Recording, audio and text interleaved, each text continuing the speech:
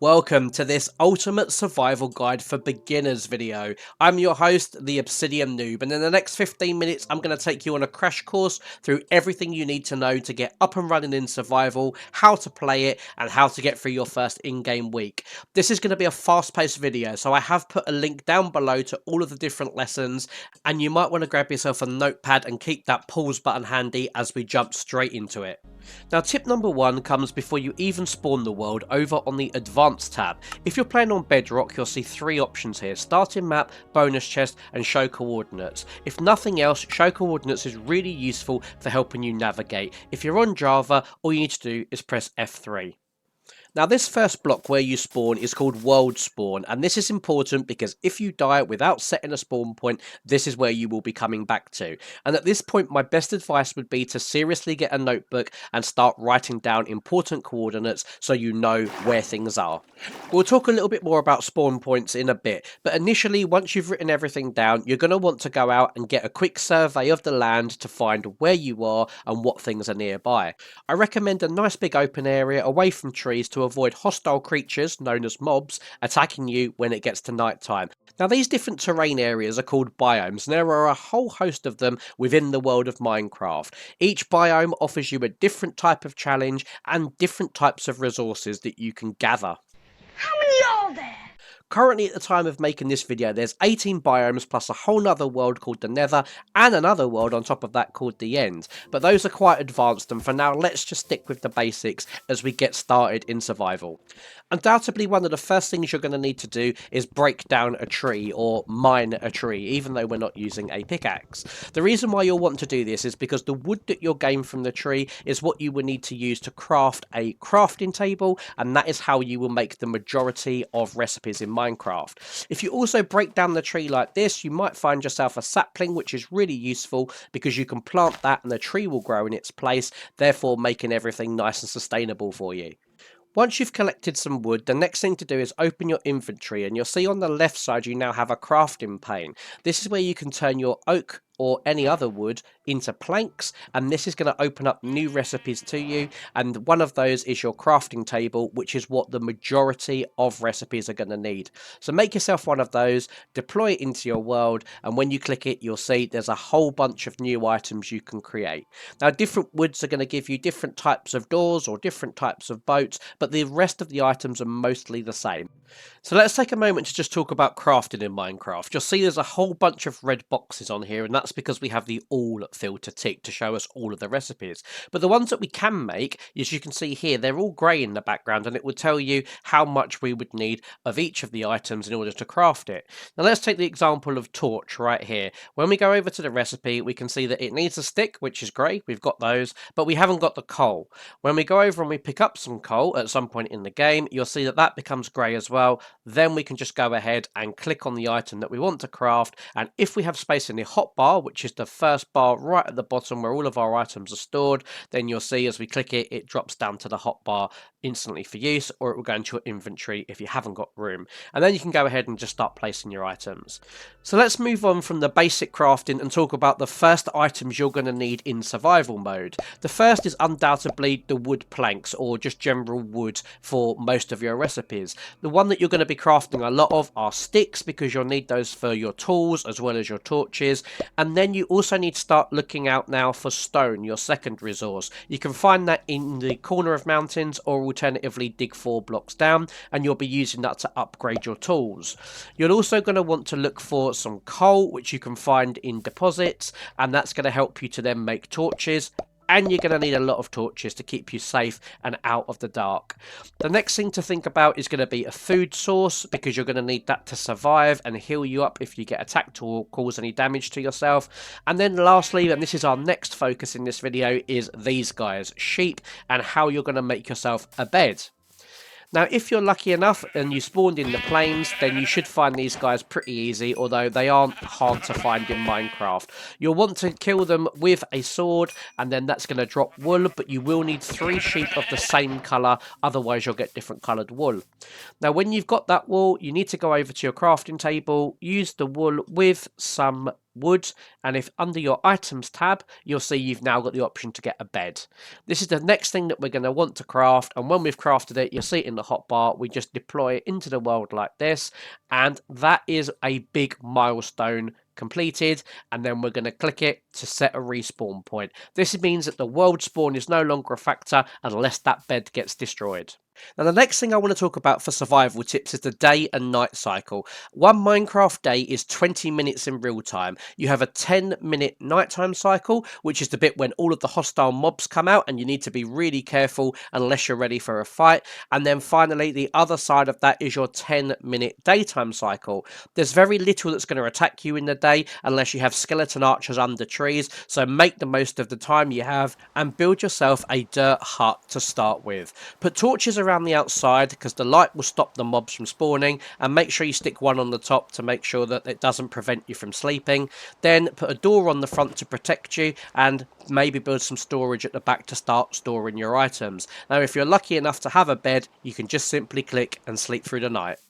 So let's talk a little bit more now about upgrading your exploration and starting to move from wooden first tier items into the next level. Find yourself a nice big hill, a bit like this, and hopefully you'll find some stone. You might even find some iron ore that we've seen here, but don't try to mine that with wood because it won't work. The block will break, but you won't actually collect the iron ore.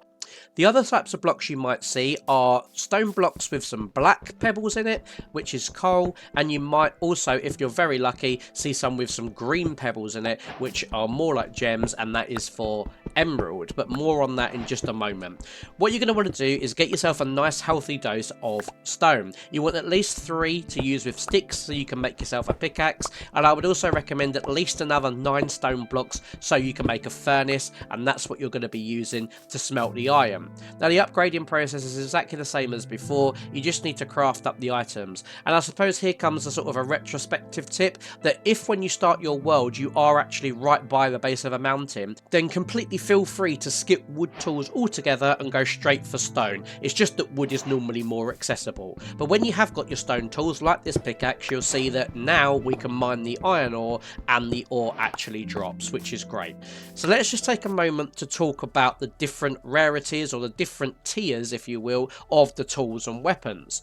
Now, one of the main purposes of crafting in Minecraft is to get better items so that you can then get to the rarer materials, and that's why I referred to these tools as being rarer, because you start off with wood, which is commonly available, then you would move up to stone and then iron. Some people go for gold as well, or you can just jump straight to diamond. Now, netherite I'm not going to cover in this video because that does come from the nether and that's slightly more complicated to get hold of, but generally speaking, these are your 6 material types that you'll progress through from wood all the way through. The same can be said for the hoes, which are used for farming.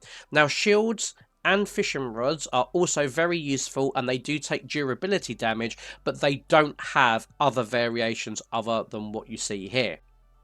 Now, the other thing that's really important to talk about is armor, because again, very similarly, rather than wood, it starts with leather, which you get from cows. It then moves on to iron, gold, diamond, and then netherite as well. And again, this is something you'll need to be aware of, because as you go up the different tiers, you will get better protection and more durability. So now we know some basics about the different tiers, let's go back to mining. We know that we can mine coal using a wooden pickaxe, although using a stone pickaxe has more durability and it's a bit quicker. When you mine coal, sometimes you'll also get experience balls drop, and those you can be used for enchanting items later on down the line. Now, in a moment, we're going to look at emerald. Now, emerald is of a similar tier to perhaps maybe gold and diamond, so we wouldn't use stone for that one. We would need to upgrade that and get an iron pickaxe. So what we'll want to do is find a nice iron deposit, a bit like this, but then we need to go ahead and we need to smelt it. So remember earlier I said about getting extra stone? This is where you would need that. You use the stone to make yourself a smelter, just like this, which you can deploy. But then you're going to need a fuel source, and luckily we found lots of coal on this mountain to use as well. And it's a simple case of putting the coal in the bottom box, the iron ore in the top box, and then waiting for the arrow to fill completely up. Now there are a few different sources that you can use when you're smelting, everything from lava and charcoal to normal coal and even wood. There's even dried kelp that you can use, but that's getting a bit too detailed. So instead what we'll do is let's have a look at this. So we know we need 3 of the top material to make the pickaxe because that's what the recipe told us. So we wait for our 3rd iron ingot here, and now we can go over and we can make our iron pickaxe just like so, and then we can go and we can now mine that, which you can see is lovely and quick, and that got straight through that emerald. But notice how we've now got green bars under the tools, and that's showing you how much durability they've got before they break. Aside from mining and crafting, you'll be doing a lot of exploring in this game, and you'll be pleased to know that you don't need water to keep your character alive. Life is measured in Minecraft via these hearts, and you'll see here on the left side we've lost quite a few of them. In order to replenish them like it's automatically doing, we need to have a food source on the right side that is completely full. As it replenishes, it will use some of your food source, and then you'll need to eat in order to replenish those. Also, travelling large distances in the game will diminish your food source, so you need to keep food handy. Now, some of the biomes, like the jungle biome, have natural food sources available for you to find, such as these watermelons. You can just break them and eat them straight away. Now, if the biome that you're in doesn't seem to have any real obvious natural food for you to eat, you can jump into the nearest body of water and look around for some fish, and then you can punch them. Although, if you've been following this guide, you can also use your sword that you've created, and you'll get through them a lot quicker.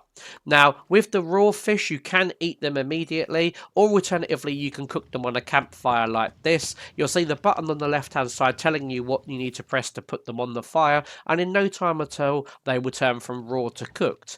Cooked food gives you a better saturation of food back than a raw version. However, if you are going around looking for fish, just be really careful of drowned zombies, especially the guys with the big forks, just like this one here, the trident, because that will cause a lot of damage to you. Now, if you're lucky enough to find a forest biome, this has what I would say is the most sustainable and best food source in the game, and that is red berry bushes. You'll need to be careful if you walk over them because they are going to sting and hurt your character, but what you want to try to do is collect as many of them as you can, and you'll notice that the actual bush stays in place. Now, whilst these berries don't really give you much back in the way of saturation, they are renewable because, in fact, if you break the bush up rather than just harvesting them, you can take them back to your base, replant them, and within a matter of moments, you'll have new berries forming on those bushes, and that will give you a sustainable food resource that you can use just like this. Now notice how I've blocked them in nicely with some slabs over the top of them to save myself from being stung, and this makes for really quick harvesting. So in this guide we've covered quite a lot now about the materials, basic survival and how you're going to start playing Minecraft. Whilst most things won't kill you on sight, there are a few things that will. Let me just cover a few quick things that you'll want to avoid in the early days, or at least until you've got some decent armor on you. Now the first one are Illager or Pillager towers. They are full of hostile mobs, all wielding a heavy punching crossbow that is going to cause you lots and lots of damage. Whilst there is a treasure chest at the top, these guys are quite tough early on, and you'll want to get a little bit of combat experience and definitely some armor and a shield before trying to take these guys down. Now, I don't want to ruin the surprises of other things that are out there, but these are also some that you should avoid very early on. The first one is underwater temples, which are filled with guardians, and they cause a lot of damage early on, and you have to survive underwater combat, which is a challenge. Also, there are mansions. Mansions are in the forest biome, if you're lucky for one to spawn. They are full of hostile mobs as well. And then finally, in the jungle biome, sometimes you get a jungle temple, which aren't always filled with mobs, but there are traps and sometimes some challenges to overcome. So I would avoid these very early on, or at least until you have full iron armor and a shield. Now, aside from the hostile mobs in these structures, you will from time to time find yourselves villages, which are fantastic because they're full of non-hostile creatures. Now, villages are great because at the very least they have multiple beds where you can reset a spawn point, but just remember you can only have one spawn point active at the same time. You'll also find villagers who have their own trades where you can trade items for emeralds or emeralds for items that you haven't found elsewhere. There's also a very strong possibility that there'll be farms where you can see how they work, and in some of the buildings you'll find treasure chests, a bit like this one, where if we were playing now, this would be great because we've got almost a full set of iron, an iron sword, and some obsidian. At the very least, the worst thing that will happen is you might get some cool interior design tips that can help you boost the look and feel of your base. Now, when you're out and about, you might also see these things called nether portals or ruined portals. At the base of these, you will always find a treasure chest, and these can contain some really cool items. Things like enchanted tools, enchanted weapons, and even enchanted armor. So definitely check these out if you find them. And once you repair this portal, you can then use that to travel to the nether. Just be careful of the lava at the base of it though. If you got this far, then I commend your dedication to the cause. And of course, there is no better way to explore Minecraft than to get out there and do it for yourself. Make sure you learn from your mistakes, and hopefully, the advice and the guidance that you've received today will help you in that journey to get started. And of course, if you want to continue your learning, then join me by subscribing to the World of the Obsidian Noob. All of my content is about Minecraft with the intention of helping you learn new things or remember things that you might have forgotten. So have fun out there, remember to set a spawn point, and I will see you on the next video. Thank you so much for watching.